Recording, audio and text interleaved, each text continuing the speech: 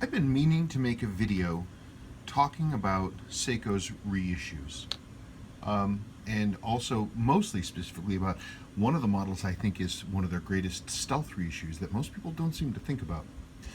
Seiko, starting in the year 2000, started working on reissues, where actually they had what's called the Historical Collection 2000, where they reissued the 6159, 7000, and the 6159 7010.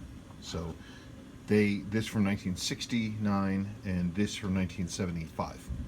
And so they came out with those using the new 8L high beat movement, and they were big sellers. They were limited editions, and they sold well. Seiko, I would show them off, but I don't own either of the reissues. I almost own one of these reissues, but there's something about it that wasn't right, and so I didn't go through with the sale, or the purchase, I should say. Anyway, but Seiko, at this point, all of a sudden, because there was so much hunger for reissues, I think at that point they started thinking, well, maybe this is something we can start doing. Maybe something we can start considering. That our original material from back in the day is good enough that we can maybe start thinking about making it again. So, fast forward. So they produced the historical collection, which was gold like this. They're rare. I think they were limited to 2,000 pieces or something.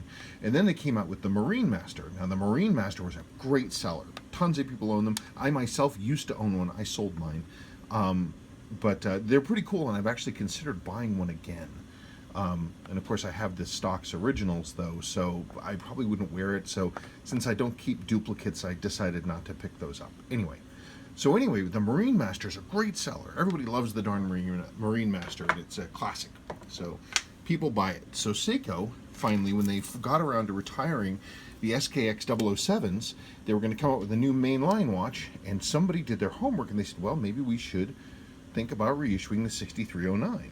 And there's the 6309. That's unrestored. This is from 1977. Isn't that amazing? That's what the 77s are supposed to look like, with the cream dial loom and the white hands. But they reissued them. I didn't get the 777, which is the all black. I got the 775 with the gold highlights. I bought this for the birth of my son, and someday this will be his. I have this on a vintage Stellux H-Link. Anyway, one of my issues with Seiko and their reissues is they don't seem to understand their own product. They don't seem to truly understand what made the originals great. So like with the Marine Masters, they took this beautiful, elegant, flat-backed piece of art and they made it kind of big and blobby. And they didn't really understand some of the things that made it special. The flat top markers, the absolute sharp sides, they didn't understand that. And so when they reproduced this stuff, they missed those critical elements. There's a case in point is right here. This 6309 is a perfect functional dive watch. It's a perfect functional dive watch. Absolutely flat hand surfaces, flat loom that blends in perfectly with the paint of the dial. Nothing on it is extra, nothing on it is spare. This is a true working watch. It is not a fashion watch at all. This is kind of a glitzy version of it. Even the all black one, it kind of has this sort of shiny fashion watchy quality to it. It's still a good design though, and obviously you can see it comes through, and you can see the quality of the original, but still it misses that sort of that toolish kind of feeling. Let's talk about some other reissues. And again, I'm sorry, I don't have the reissues. But all I have is the originals. Seiko reissued the Giugiaro. These are the Aliens watches. This is Ripley's, and this is Bishop's. Lance Hendrickson's watch. But the reissues, when they came out with these, they used a different movement that wasn't the 7A. And the 7A, of course, is a true multi-register chronograph. The movement that they used, they replaced it with one of these is a 24-hour wheel, so it's not a 12-hour totaler.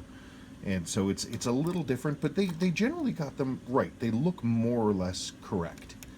So they did a decent job with those. What I'm waiting for is to see if Seiko ever gets off their duff and reissues the other two. Whoops, upside down. Colonial Marines and Burke. These Burkes, these are hard to find. H556 5050, hard to find. Hard to find. These are hard to find. You see one of these, boy, buy it. They are hard to find. I'm proud to say I was one of the duo that ID'd this model. Myself and a gentleman in the UK were able to look at photographs and ID this model. Isn't that something? Anyway, so they did okay with these. Those reissues, they're all right, but Seiko, they love their reissues, but again, they always seem to get something a little bit wrong. So I want to talk about one of my favorite stealth reissues. People don't think of it as a reissue, and maybe they should. 6105 8000, 6105 8110. The absolute classics. Seiko dive watches. The absolute classics. Now, Seiko came out without much fanfare in 2010. Without a whole lot of fanfare, they came out with not a reissue and not really an homage. They came out with a reimagining. They came out with a watch that had many elements of these, but reinterpreted for a modern era. The original SKZ327 Stargate. I love these watches, and the longer I own it, the more I love them. They are, the more I look at how they were done, I have to, whoever was in charge of this one, me personally, I'm floored at the beauty and grace and coolness of them, and the fact that they got so many of the details right, but in a modern sense, and they updated them so it has a lot of the feeling of the original in a modern sense. I just think it's an incredibly cool watch. It has elements of both. It has the slightly asymmetric case over here on the crown side, but it has the general lozenge shape of the early first gen cases. It has the dial markers are, again, like a perfect reimagining of the Seiko originals. Would you guys stop it? I want to look at those double dial markers. I mean, they changed very much in terms of the hands. It's the only thing I might be complaining about a little bit. And I used to complain a lot more, but as time has gone on, they've grown on me. Because again, this isn't a reissue or really a homage. This is a reinterpretation of the original. And what's crazy about is that when these first came out, a lot of collectors were like, oh, holy crap, the Stargate. One guy, a big, at that point, one of the head mods of one of the old watchboards, went so far as to actually get Stargate.com. I think he lost it. I don't think he has it anymore. He never did anything with it. That guy was crazy anyway. But I've always been amazed that the original Stargate, the Gen 1 Stargate, kind of faded out of everybody's mind. And I don't know why, because they're fantastic watches. They're super cool. They have this lovely, elegant shape, this beautiful dish shape to the case, this beautiful curve, and I love the asymmetric case. Some people complain about this little Stargate-y thing here, but actually I think it's pretty cool, and it's pretty subtle. As I said, as the years have gone on, this watch has grown on me. I have this watch, by the way, on one of Larry Bellini's 22 millimeter waffle straps. This is the new version. They're a little softer. But as you can see the lineage. These originally came on a flat vent, like this, the flat vent strap, or on the bracelet. The bracelet's pretty burly. It's a little heavier than I like. Seiko's taste in bracelets went to this really heavy stainless steel, and I would think if I wore this on a bracelet, I would probably do what I did with my SRP, which is to put it on a vintage Stellix H-Link folded, because they're much lighter. It makes a much more comfortable watch. Also, because these folded links, they have a lot more give to them.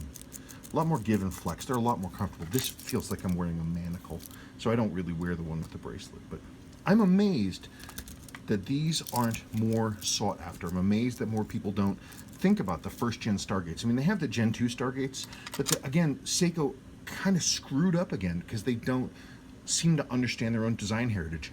They got it right. They got it right with this one. And then with the second gen, maybe they're like, it's not selling like we thought it was going to sell. We need to jazz it up a little bit. And so they put like a Cyclops magnifier on here, and they changed the hand colors. I think it was a mistake. This is damn near as close as you can get to a perfect tool dive watch. Yes, it's a little glitzy, and you could argue that maybe it's sort of a fashion watch, but I think it is, in terms of functionality, it's as close as you're going to get to one of these. And the great thing is, I consider it an homage. I consider it kind of a reissue, but it's not really. It's a reimagining. And I think that it has, because it's sort of an accidental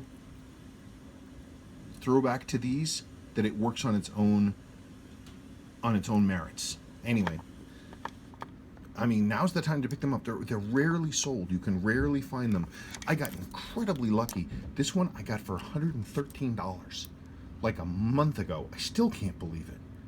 What a bargain. But they just don't come up very often. This is one to add to the watch box.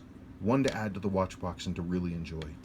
Man, I've got two. I'm going to get a third. I've got 3 kids. Each one is going to get one. Anyway, that's it. And also, I can definitely say Larry's 22mm waffle is the way to go. UncleSeiko.com. All right, thanks. I've been meaning to talk about these for a while, so I just thought that'd be fun. Okay, talk to you later. Okay, addendum.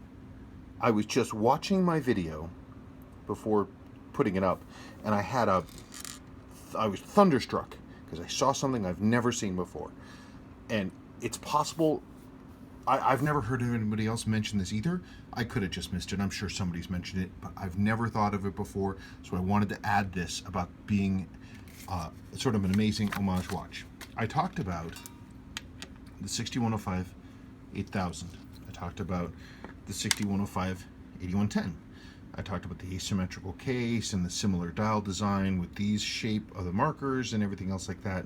The idea that these are sort of these core watches and all the pieces of the Stargate that called back to these. Well, watching the video, I realized there was something else from another model that was also referenced. 6159 7001. So I talked about the markers. I talked about sort of the asymmetric case. I talked about the idea of it being sort of a core diver. And looking at the video, I realized, looking at the watch from straight down, that there was another element that called back. Look at the case shape. Look at the case shape. Look at the shape of the case. Look at these planes, these faces, these planes, these faces. I was looking down at the video and I'm like, holy crap, they also called back to the 6159. I mean, I hadn't noticed it because this has this sort of, has this curve on it. But if you drew a flat line on the back of this watch, just like that, you'd fill in that missing space. That's what foxed me, that I didn't see this because they had this curve in the back here. I didn't associate it with this, but if you look at the curve of the cut on the case, it's there. So this Stargate was specifically meant to call back to this entire line of watches. Somebody, whoever designed this thing, magnificent job. I can't believe that I never thought about the fact that they specifically called back to the 6159. That's nuts. Somebody deserves a nice present. Isn't that amazing? Somebody really did their homework. And what's the crazy thing is, they did all this work to make this callback, all these design elements, all this stuff, and yet it was never billed as a reissue. It was never billed as, even as a throwback. It was never billed. They never said anything about it having anything to do with any of this kind of stuff, because of course Seiko is so secretive, they never say anything. But somebody did their work. Somebody did their homework. I love the watch even more. Fantastic. Okay, thank you.